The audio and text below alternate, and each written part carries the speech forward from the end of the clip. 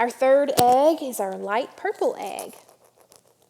And he took a cup, and when he had given thanks, he gave it to them, saying, "Drink of it, all of you.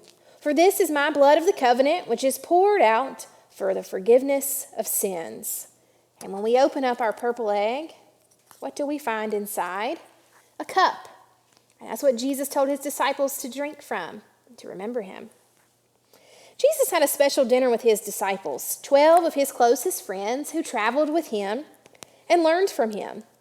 During the meal, Jesus stood up and held out a cup and gave everyone a drink. And then he said something that was hard for them to understand. He said that the wine in the cup was representative of his blood. He didn't mean that they would actually be drinking blood, but that the wine was a symbol or a picture of his blood.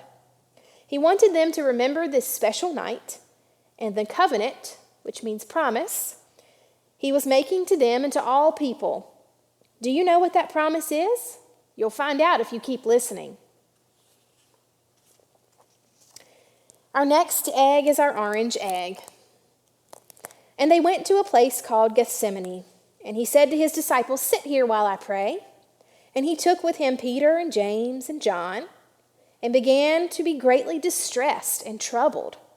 And he said to them, "My soul is very sorrowful, even to death. Remain here and watch." And when we open up our orange egg, we find praying hands, because that's what Jesus told them to do in the Garden of Gethsemane, was to pray with him.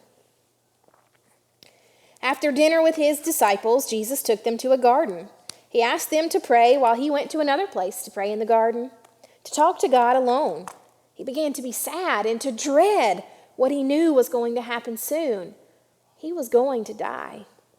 Jesus was willing to die, for he once said, "No one takes my life from me, but I lay it down of my own accord." That comes to us from the book of John, chapter 10, verse 18.